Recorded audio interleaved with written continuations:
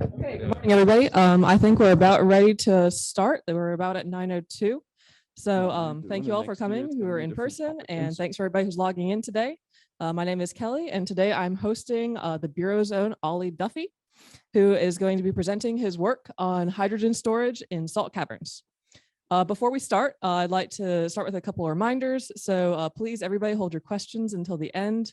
And we'll do questions at the end. We'll do mixed in-person and virtual questions this time. And as a reminder, next week will be our last seminar series of this semester, and it will be Brian Casey talking about 3D geologic modeling of the Delaware Basin. So to introduce Ollie, Ollie has been a research associate here at the Bureau since 2015, specializing in salt tectonics and structural geology, typically by applying seismic interpretation approaches. Prior to this, Oliver was a postdoc at Imperial College London and a PhD student at the University of Manchester in UK.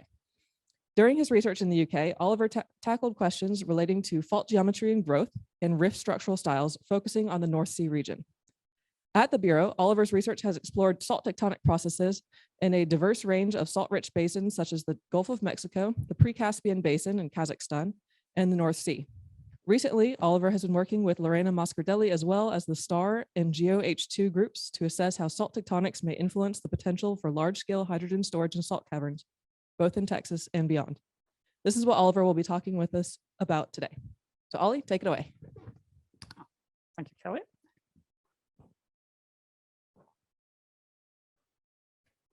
Okay, so is this sound on and everything good? Great. Yeah, so this talk is all about hydrogen storage, and there's been a number of talks over the last few weeks in the Bureau seminars focusing on hydrogen. We've had Svetlana talking about the kind of macroeconomic aspects of hydrogen and developing that. And then we saw Catriona Edelman from Scotland talking about hydrogen storage, but more from a perspective of the porous reservoirs. One thing that hasn't really been touched on in any significant detail is the storage of hydrogen in salt caverns. Okay, and so that's what we're going to be focusing on today. And to do that, we're going to be focusing on two main themes. First off, we're going to split this into two parts. So the first bit is going to be thinking much more, kind of giving some fundamental basics of what salt caverns are, thinking about what impact it could have for Texas and how Texas may fit into this H2 economy, you know, with a focus on salt. Then in the second portion of the talk, we'll move into get a little bit more technically minded and think about, you know, and start exploring what's going on inside a salt diaper, some of the processes inside a salt diaper, and how that may impact the development of salt caverns. Okay, and then we'll finish off with a final slide, thinking about more broadly about kind of the collaborations that could center on salt cavern storage across the Bureau, because we feel it touches on quite a few elements. So we'll end on that, and hopefully that will be the basis for some discussion both today and beyond as people take time to stew on it. Okay, so as I said, the first part is all just generally introducing what we're doing in the H2 storage area in Texas, and give some early insights. So this work is kind of 6 months old. We're kind of relatively new to this. So this first part is just getting everyone centered with some of the background material and some of the early stage work. And so we've heard a lot about this H2 economy. And if we're going to be developing this hydrogen economy, there's going to have to be a significant upscaling in subsurface storage. And there's a variety of approaches that have been kind of proposed. We've got porous reservoirs, aquifers, hard rock lined caverns, and salt caverns, all as kind of feasible ways that this could happen. But each of them has pros and cons. And there are each of them are also at very different stages of development. Okay, so some are proven, some are not. Some can store much higher volumes of hydrogen, some can't. There are economic and environmental considerations as well, so it's complicated. But if we're going to get to a situation where we have this hydrogen economy, you're probably going to need a mix of these, or go through them in phases.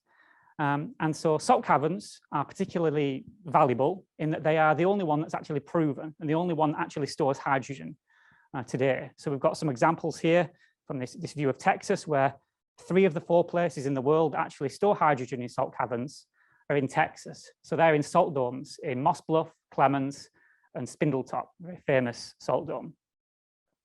And salt caverns are particularly advantageous because, well, they're proven and that you can actually inject and withdraw the hydrogen quickly. So it's very good for dealing with emergencies and seasonal variations.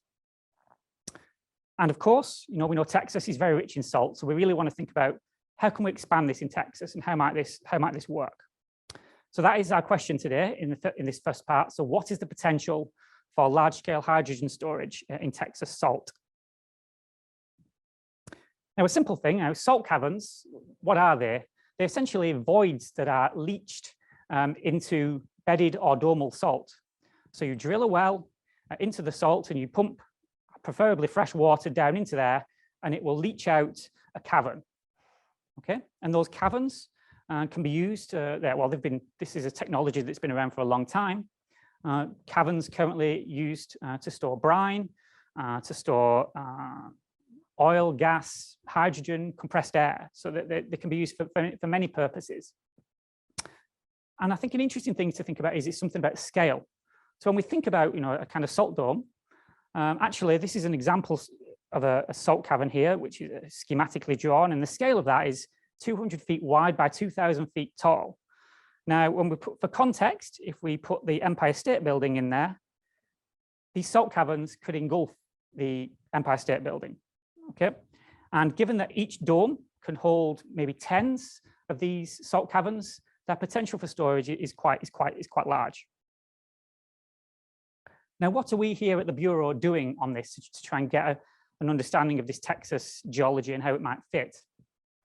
Well, the early part of the work, working with Harold Rogers, has been developing a GIS database where we're trying to basically compile and create a database showing how the geology, infrastructure, and techno-economics all fit in Texas with a focus on the salt. So in this database, what we're doing is we're compiling information. So this is a screenshot from that database, just showing some of the elements we've got.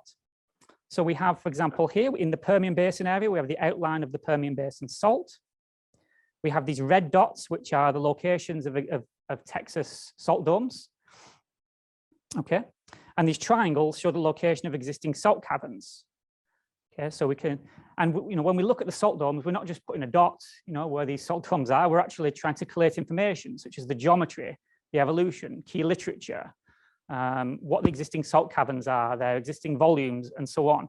And we're hoping to make this quite interactive. Layered onto that, we've then got infrastructure. So the distribution of natural gas pipelines in purple.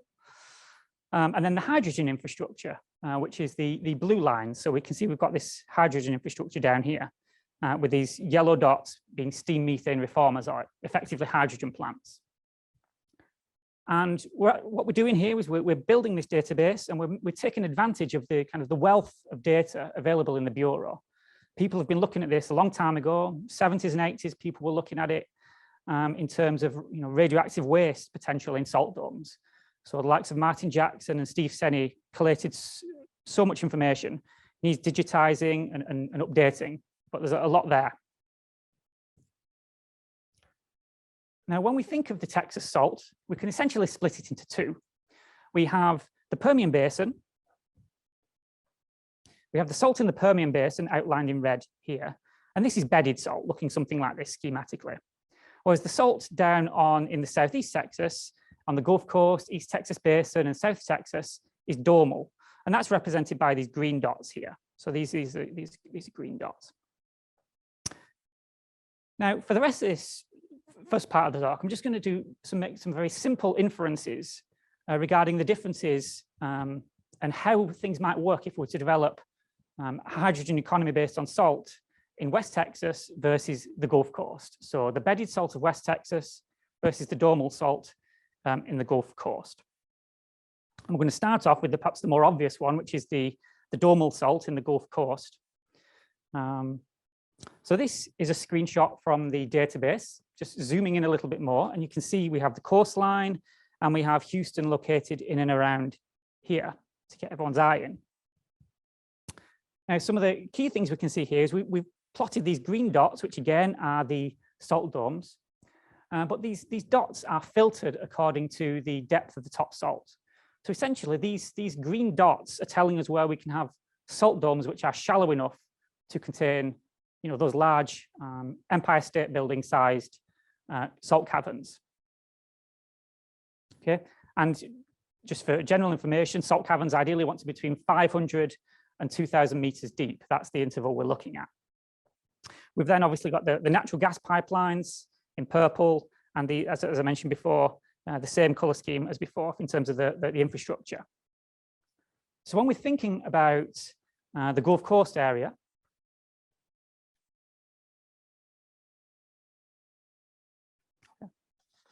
so just a little note there. So if we think about what's going on in the Gulf Coast and how that could develop, we're essentially thinking about the development of a hydrogen economy there based on blue hydrogen. So currently we have hydrogen plants already there with these yellow dots. These are already producing hydrogen, but in these steam methane reformers, they're breaking up natural gas, but they're releasing CO2. And there's currently that CO2 is not being captured and stored. So in an ideal world, what we will get to the point of that these steam methane reformers will produce hydrogen, and the waste CO2 will be able to be stored in this Miocene epicenter in the state waters, and perhaps even onshore. The H2 itself will be able to be stored in the number of these salt domes. Now, there's a lot of characterization that needs to be done to look at the feasibility of that. But at first order, there's a lot of salt domes located very close to this infrastructure and the hydrogen pipeline. Okay. So the other element to consider is that if we look at these triangles, we can see that there are a lot of existing salt caverns in this area as well. So a way that this economy might start, one would envisage, is that we could repurpose some of these salt caverns and get this process started in that way, as well as obviously developing the CCS infrastructure. So that's a very general overview there. When we move into the bedded salt of West Texas, if we look at the geology there, it's very different. Obviously, we're not talking about domal, we're talking about bedded salt. So the salt in this cross section is showing in, essentially the salt-rich units are in black. You can see the salt is bedded and it's relatively thin and it consists of stacked units. And obviously the stratigraphy there is going to be highly heterogeneous even within the salt. Okay, so that has a couple of implications. Well, number one, the fact it's not domal is that it can be a good thing because this salt can be hugely aerially extensive. So you may be able to develop caverns over a vast area in portions of the Permian Basin. On the negative side, they're thin, so you won't be able to have those very thick, very tall Empire State Building sized caverns. And so you may need to require more pancake-shaped caverns. And this is an example of a kind of sonar view of a gas storage cavern in the Permian Basin. And you can see that this is only 100 or so meters tall. And you can see that the shape of that is not cylindrical. It's kind of got a wiggly outline, it's irregular. And that's because of the heterogeneities in the salt interval. There's different solubilities, and so therefore the thing doesn't leach evenly away from the edge. Now, in terms of the Permian Basin, there has been some preliminary work done by someone called Bruno back in 2005, and they did a really nice piece of work, which just emphasized which parts of these basins could potentially be feasible for salt caverns. It wasn't necessarily targeted at hydrogen, but it essentially shows there was some prospectivity in the Delaware, Midland, Paladoro, and Anadarko basins. And we can actually see a kind of the distribution of the existing salt caverns in the Permian Basin. You see, we've got a cluster of these salt caverns down in the Midland Basin, not so much in the Paladoro, and much more in the Anadarko.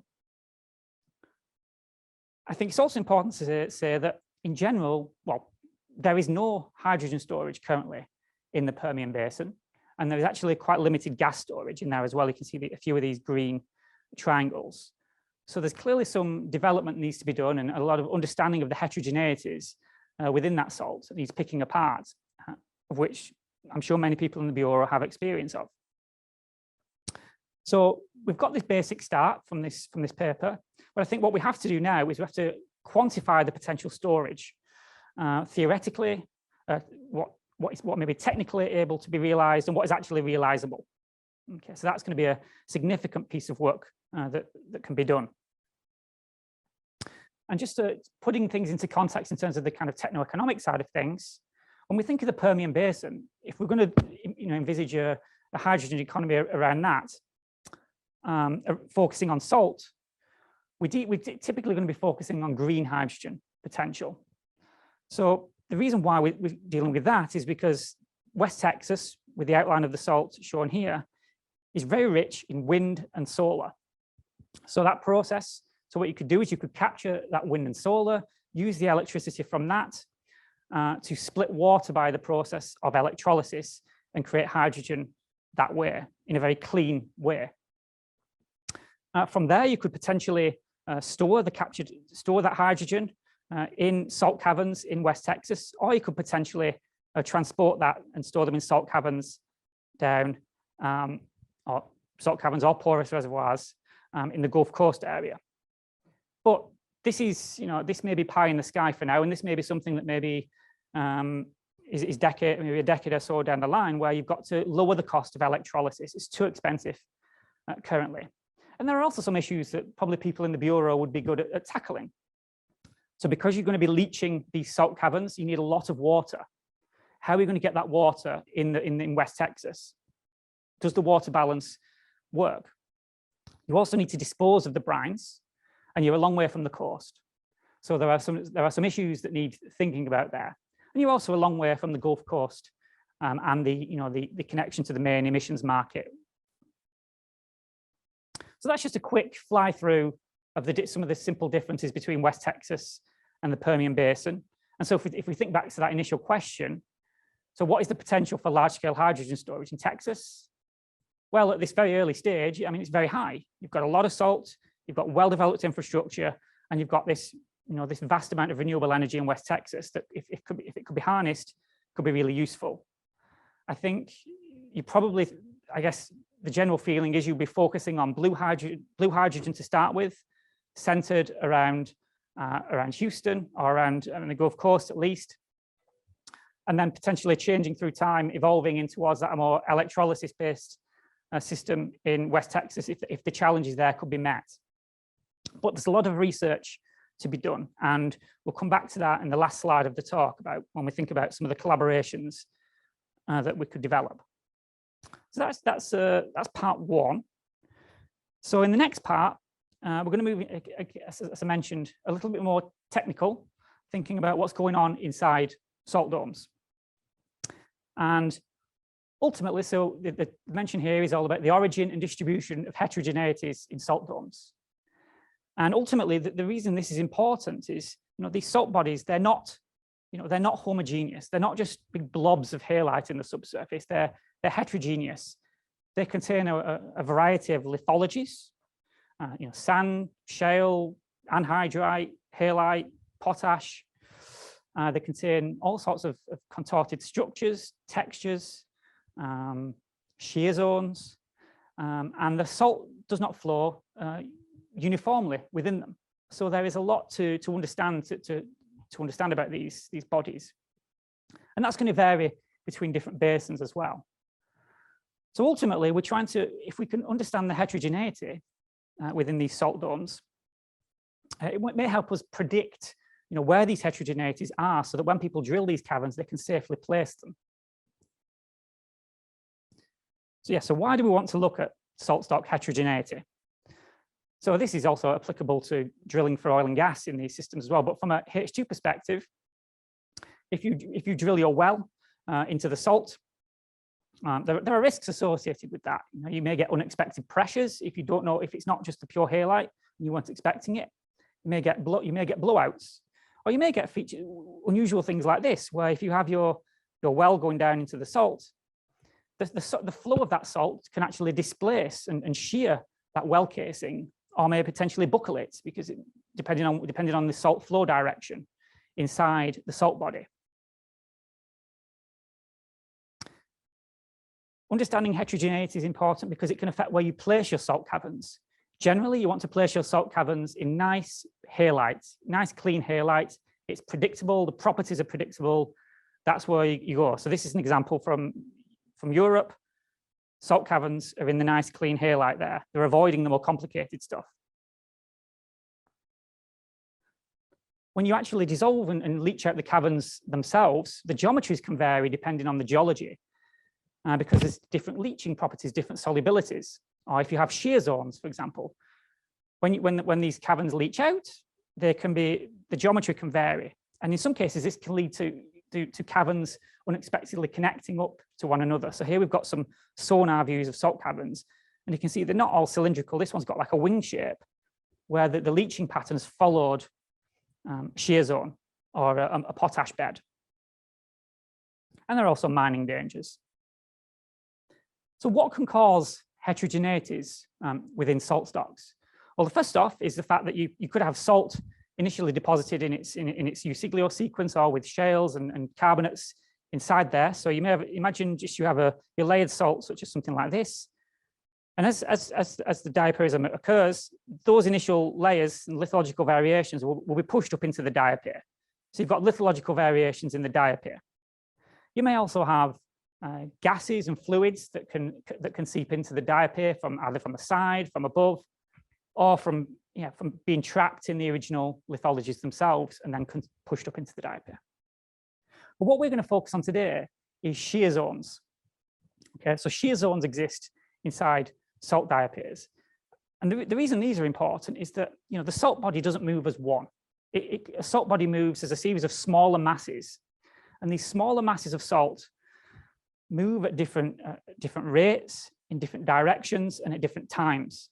And the boundaries between these smaller masses of salt, basically, they're reflective of shear zones. Okay, and these shear zones can be at varying scales. They can be on the order of meters, like we've got here, where we've got these limbs of these folds have been sheared out on the orders of meters here, or they can be on the order of kilometers, such as this example from a German salt diaper, which is a cross section, and it's based on mine data. And you can see that this white unit is actually pushing its way into this orange unit, creating shear zones on its margins.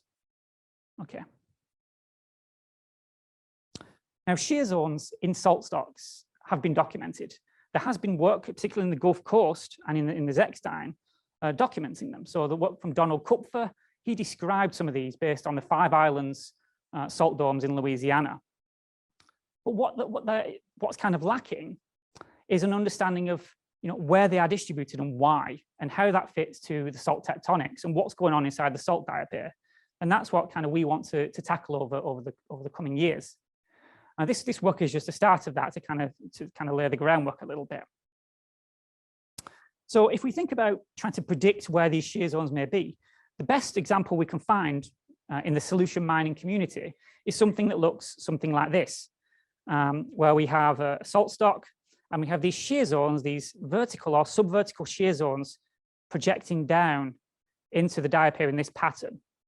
Okay, so that's the kind of, as far as I can tell, that's the state of the art in terms of where people are at with predicting these things. And the way they've got there is by looking at, what they do is they seem to look for embayments or indentations in the salt sediment contact, and they project a shear zone down through there. And in some cases that may work because they've got mines where they can correlate to. And you've got an example here from the top salt where they've done the same thing, where they've looked for lineations and they've projected those across the salt diaper. But maybe we think with applying salt tectonic concepts, maybe we'll be able to improve that. So over the next few slides, I'm not going to be exhaustive with this because we're kind of short for time. I'm just going to go through some of the ways that you can get shear zones in salt stocks. And then we'll come back to that model and see about where we might be able to improve in future. So one of the ways you can get shear zones in salt stocks, the main one is probably the external sheath. And this should be this will be occurring around every salt diaper. And the external sheath is a zone of highly strained salt, which is located 200 to 800 meters in from the salt stock edge. So inside the diaper, but 200 to 800 meters. And this will encircle a diaper. So we have an example of that here. This is an aerial photo from the Great Caverns, and this is what Martin Jackson did a while ago. And here you have your salt stock, and you can see you've got all this contorted bedding, beautiful contorted bedding inside the salt stock. Crazy geology in there. But all I want you all I want you to notice is that how the complexity dies out towards the edge. And all those beds, kind of where they're contorted in the middle, they're now sheared into alignment towards the edge. So you have around the edge an external sheath. Okay, and this is a common feature at varying scales.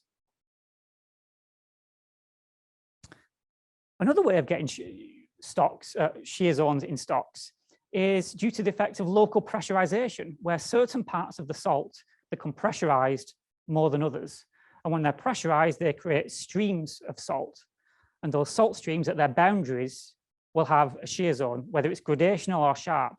If you've got fast-moving salt next to slow-moving salt, there is a shear zone. So we can document this with a nice numerical model from Maria in AGL, who what she's done here is she's just going to show the evolution of a salt diaper, but it's going to be colored according to the velocity of the salt. And what we're going to see is we're going to see a salt stream develop as one flank of the diaper collapses. So let's see this. So red is fast-moving salt, blue is slow-moving salt. So let's see what happens here. So the extension starts here. And we get a reactive diaper forming. Not too much happening at this point. But then this flank here is going to start to collapse. And look at that, it's pushing out the salt from beneath. So you can see, so as this diaper flank has collapsed, it's pressurizing this salt in its pedestal and pumping it out. So it's fast-moving salt. So at the boundary of that would be a shear zone. And Tim Dooley's documented these things with his physical models as well. This is a squeezed diaper, and Tim has markers in his salt, which are really useful for imaging this, because you can see that he's actually got a plume of salt coming into the diaper here. So the edge of that would be a shear zone.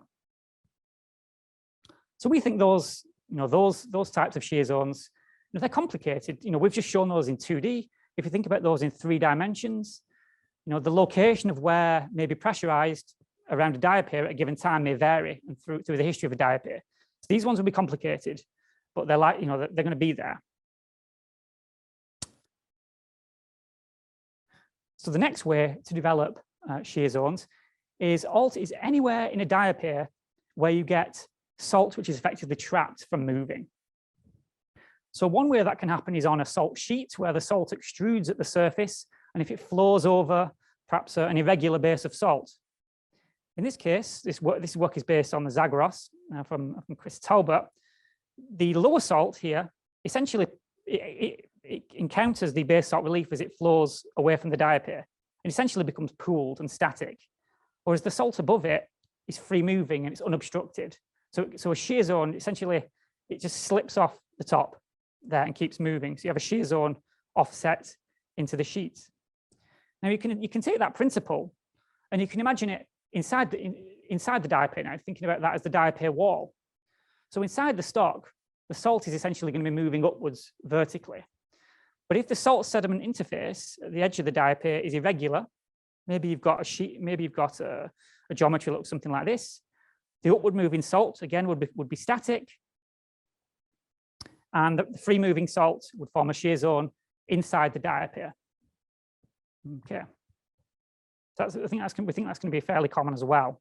And if we look back to that initial model, okay, like where the solution mining community seem to be predicting these caverns, we have what we think would be an area of static salt, for example, in here.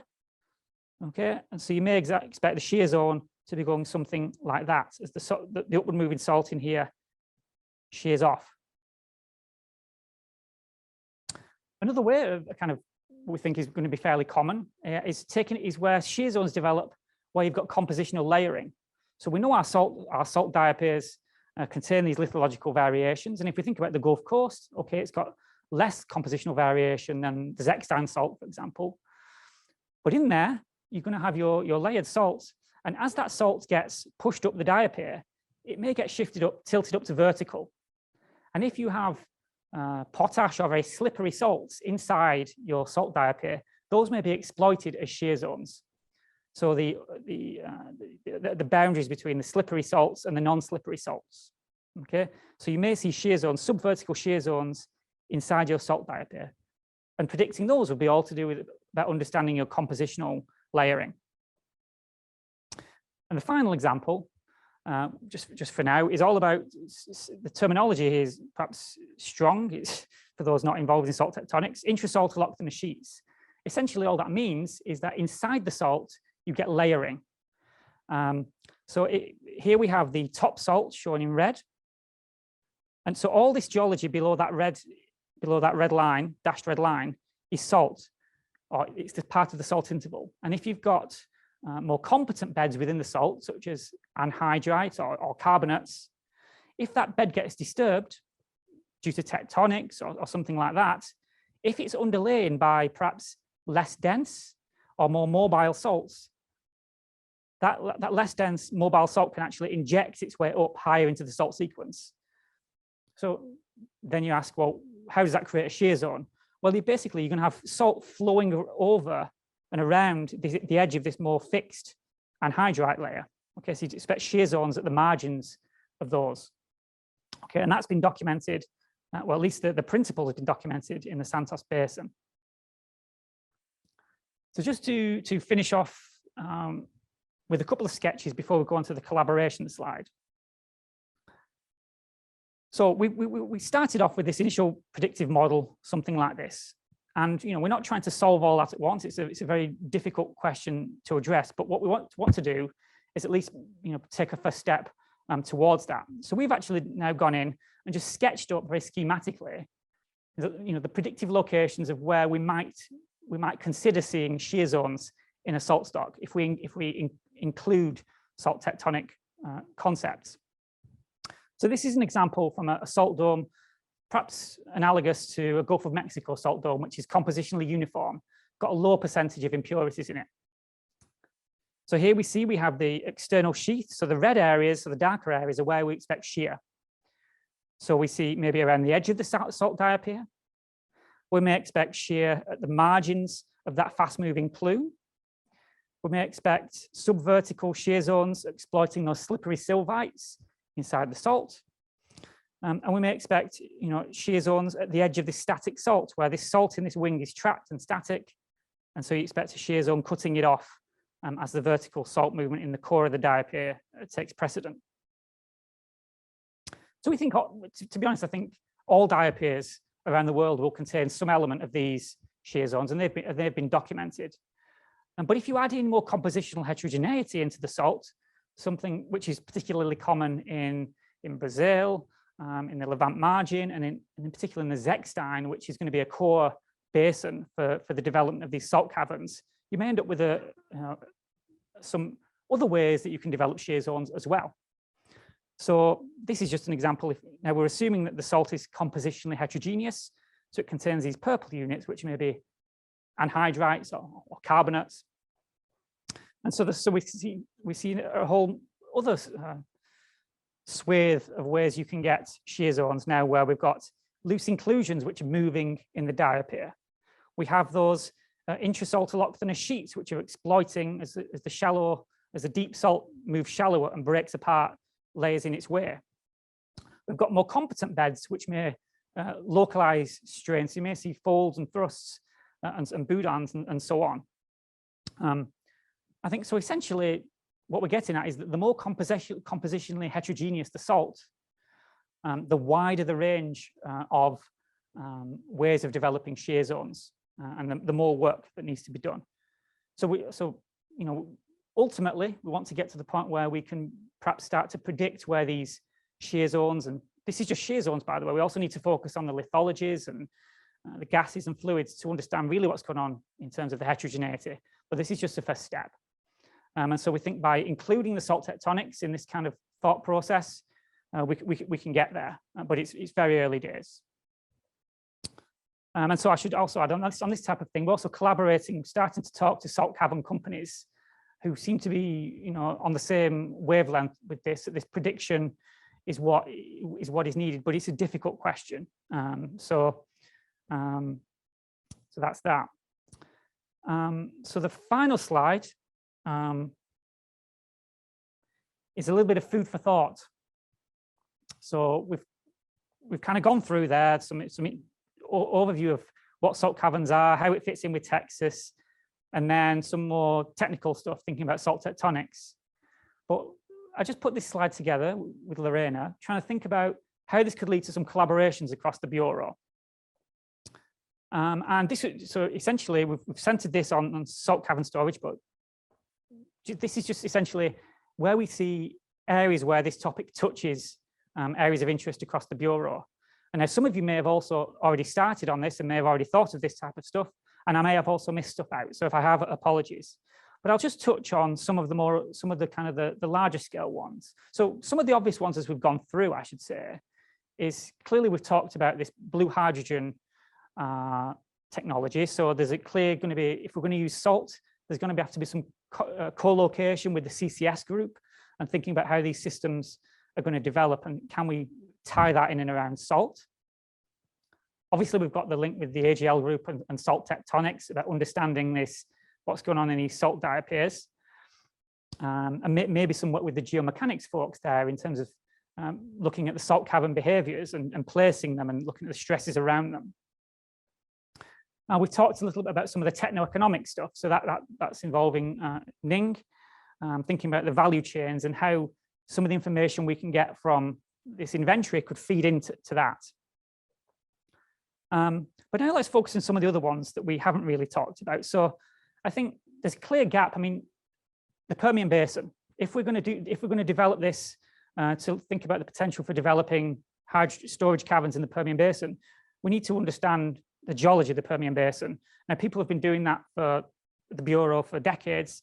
So there's people here we would like to talk to.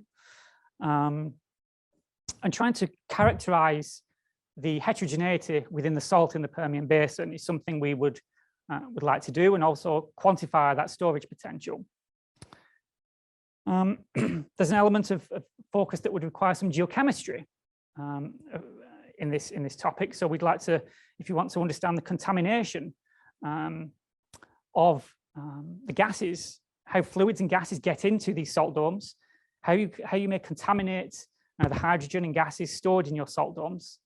And potentially, is there any tying, thinking about if you extract the brines from these caverns, the minerals in there? I think a kind of fairly obvious one, and I think a very important one, particularly for the Permian Basin, is water. And will the water balance make sense? You've got to get that water in there for the leaching. You need the water for the electrolysis. Does it make sense? We also need people who are going to be able to understand and think about aquifers. You've got to, when you're placing those salt caverns, you don't want them anywhere near aquifers as well. So we need people who've got that expertise as well. I think another interesting one comes from geophysics. So with this topic, there is an issue in that these caverns are very shallow. They're 500 to 2,000 meters deep.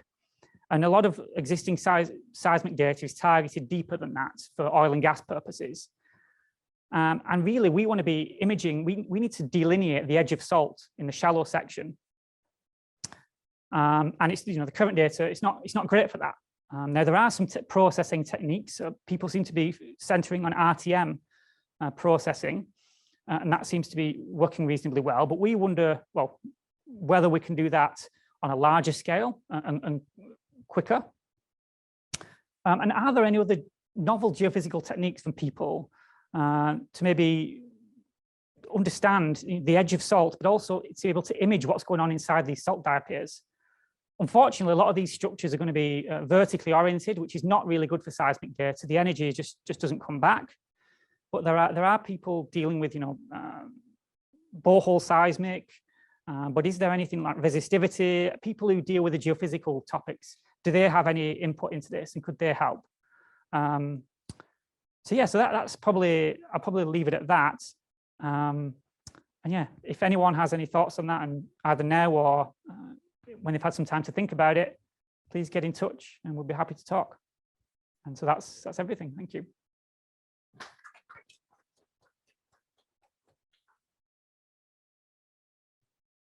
Thank you, Ollie, for an awesome talk. That was really clear, really easy to understand. I really enjoyed that one. So let's start with in-person questions. If we have got anybody who has a question. Okay, I'll start. Hi, thank you. That was a great talk. I appreciate it. A question, I get many calls a year people who are concerned about sinkholes, collapse. And I'm wondering, when you place salt caverns, how do you place them so you avoid having collapse features develop? And is it more likely to create collapses if it's a horizontal cavern versus a vertical one?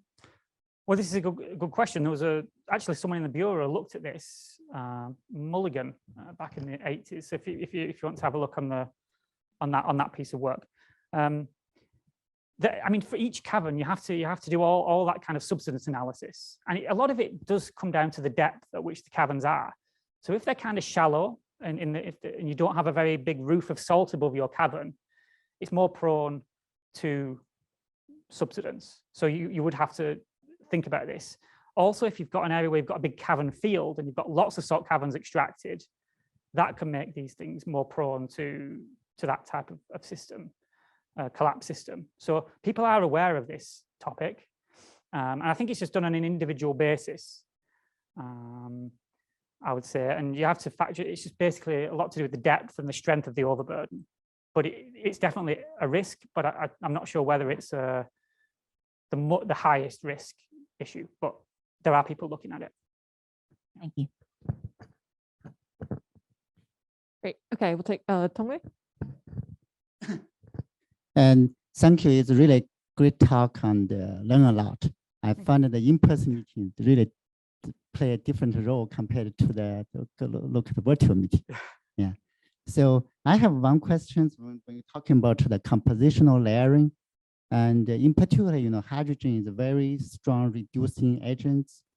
And if you have anhydrite could be reacted with hydrogen to form some that can be reduced and form some hydrogen sulfide. And also some clay minerals could also can play some role for reacting with hydrogen as well. So in your bigger last second slides, and when you talk about geochemistry, you talk about contamination of gases.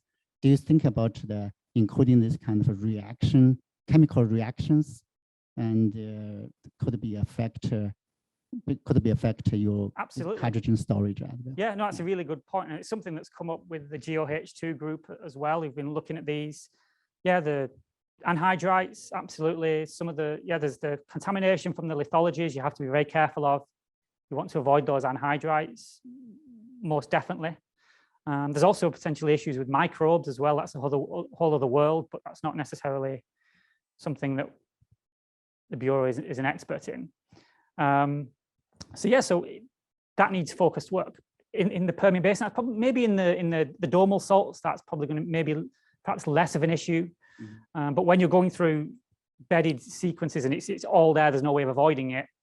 Yeah, that may be one of the issues why there's not much. There's been no hydrogen storage, but there has been hydrogen storage in bedded salt in the UK where it's a layered sequence, and I don't know if it's an area without anhydrite, but I would imagine there is anhydrite in there. So how they've got around that problem, I don't know, but you're absolutely right that it's an important topic to address. 100%. Thanks. Yeah, let's swap to online real quick. So chat here. I'll just have you.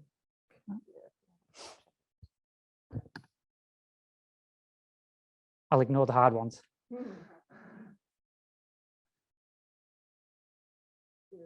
So consideration.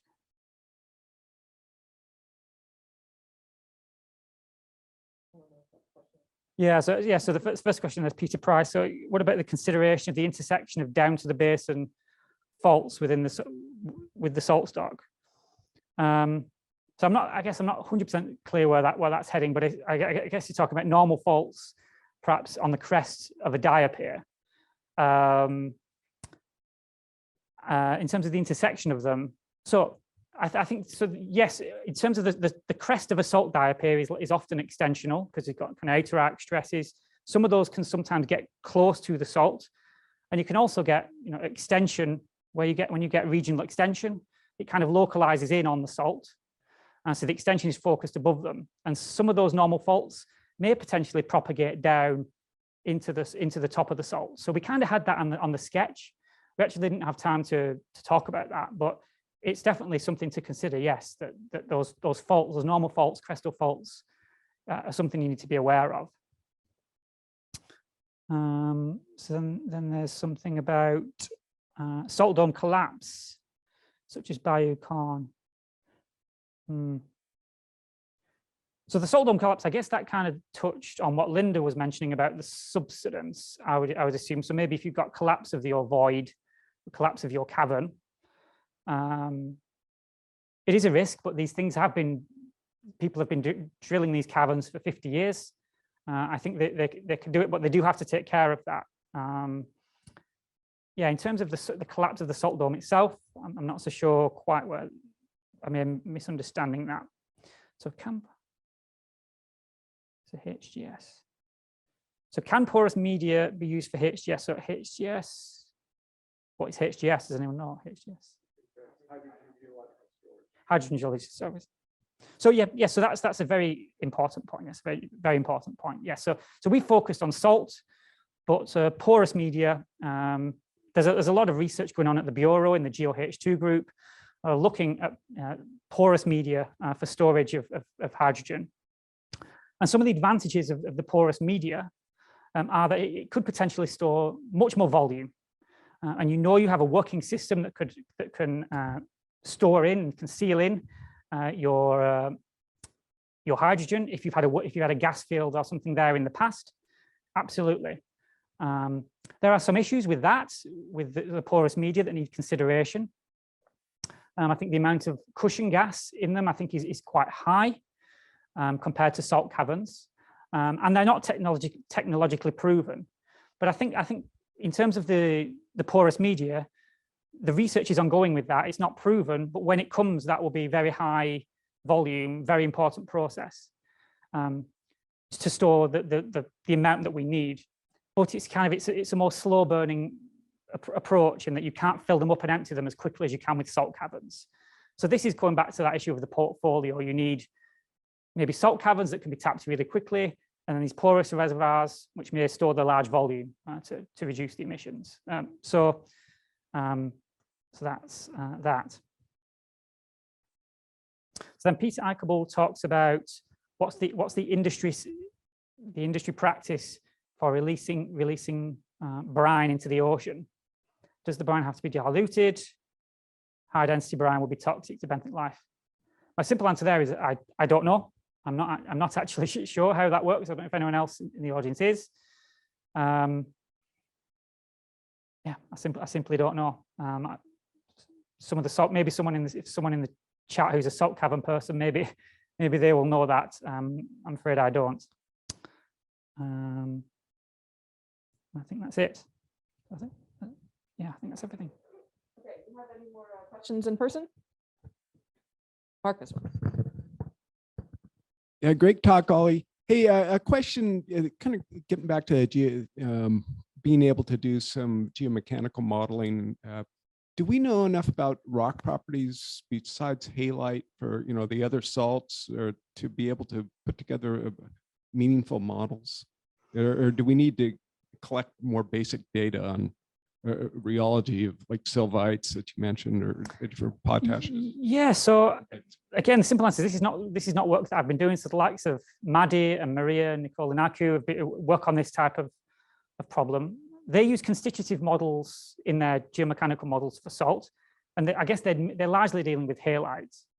I mean, maybe Mike has a better opinion on that. Maybe not. I don't want to just dump Mike on it there, but I don't know whether they do. But maybe that might need some work if not. And maybe if one of them was watching, they could chip in on the chat. But so halite is obviously much more studied than any other evaporite, just because of the nuclear waste disposal issues. I mean, there's been a huge amount of effort put into understanding the rheology of rock salt. Other evaporites are actually reasonably well known, but not as well as halite. So I think we probably have enough to come up with at least first generation models of all of the different evaporites. But halite certainly is far and away the most well-known. Yeah, I know people definitely do know that the differences in the viscosities and the general properties, but quite how they respond to heat and depth and pressures and so on. Yeah, that's something I'm not sure about. Okay, any more questions here in person? No? Okay, well, I actually have a question, Ali. So when you're doing your summary of West Texas bedded salts, I was actually, I got real interested in this, and I was thinking that some other challenges that could be presented in West Texas could be the issue of just the intensive drilling that is going on there. And I was wondering if, how stable these salt caverns would be given the amount of fracking that's going on in the area, and anywhere that you're going to have, or, anywhere else that you're going to have maybe small scale earthquakes or something. Like, would that be an issue at all, or will it be okay? I mean, that sounds like a whole other research topic. I would say I'm not gonna say it's going to be safe. I actually have no idea. I mean, it's a very good question. I mean, we have to. I mean, the first thing we need to do is in the Permian Basin, is characterize that geology, find out the areas, and then the hot areas within the Permian Basin. Yeah, then I don't know quite the distribution of the fracking patterns there. Hopefully, there's not too much overlap, but I don't know. Essentially, I think that's a really good point you've made, and something that would have to get thought about. But again, the Permian Basin is further down the line, so there is time for that sort of thing to be done. Well, it seems like it would be a lot less attractive target than the nice zones that we have elsewhere in the Gulf Coast. Yeah, I think salt is. I mean, depends on the energy going into the salt, but sometimes salt can resist some of those things and behave in a more ductile manner, depending on the rate of the amount of energy released. So that would need some thought. But yeah. Great. Okay. Well, there's one more comment from Caroline here, just saying the brine is typically injected into non-productive saline reservoirs, saltwater disposal wells. So I guess that was in response to Peter Eichel's comment. Yeah. Yeah. Okay. Well, if we don't have any more questions here in person or on the chat, please join me in giving Ollie another round of applause for an awesome talk. And thank you very much, Ollie. As a reminder again, next week, December 17th, will be our last seminar presentation of the semester, and it will be Brian Casey doing a talk on his 3D geologic modeling of the Delaware Basin. Thanks again, everybody.